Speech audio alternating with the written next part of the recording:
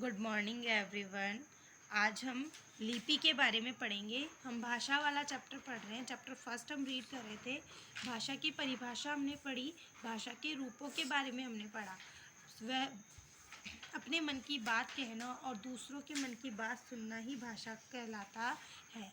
या हम ये कह सकते हैं कि जब हम अपने मन की बात किसी दूसरे व्यक्ति से बोलकर बताते हैं और वो हमारे मन की बात को सुनकर समझता है या लिखकर और पढ़कर समझता है तो वह भाषा कहलाती है।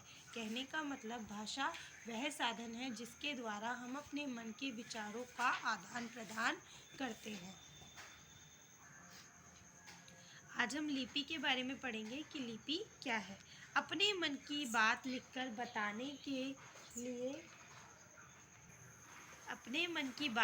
बताने के लिए हमें कुछ अक्षरों का सहारा लेना पड़ता है। जैसे देखिए, यहाँ जो बातें लिखी है उसको पढ़ने के लिए हम अक्षरों का प्रयोग करते हैं। जो वर्णमाला में अक्षर है उन अक्षरों के प्रयोग से ही हम भाषा को लिखते हैं। तो अक्षरों का सहारा लेना पड़ता है हमें। अंग्रेजी के अक्षर ABCD आदि होते हैं तो हिंदी के अक्षर A, A, I, I होते हैं। ठीक है। हिंदी की जो लिपि है वो देवनागरी है। ठीक है। अंग्रेजी की लिपि रोमन है। इस तरह से हर एक भाषा की अपनी लिपि होती है। तो देखिए, लिपि क्या होती है वो हम देखेंगे। भाषा को लिखने के लिए जिन चिन्हों का हम प्रयोग करते हैं उन चिन्हों को हम उसकी लिपि कहते हैं। तो भाषा के लिखित रूप को लिपि कहते हैं। ठीक है। भाषा को लिखने के लिए जिन चिन्हों का या जिन वर्णों का हम प्रयोग करते हैं वो उस भाषा की लिपि कहलाते हैं। जैसे अंग्रेजी भाषा को लिखने के लिए हम अंग्रेजी अल्फ़ाबेट का यूज़ करते हैं, है ना।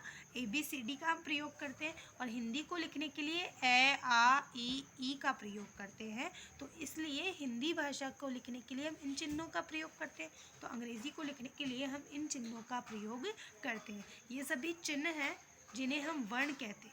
इन वर्णों के माध्यम से ही हम हमारी भाषा को लिखते हैं। तो भाषा के लिखित रूप को लिपि कहा जाता है।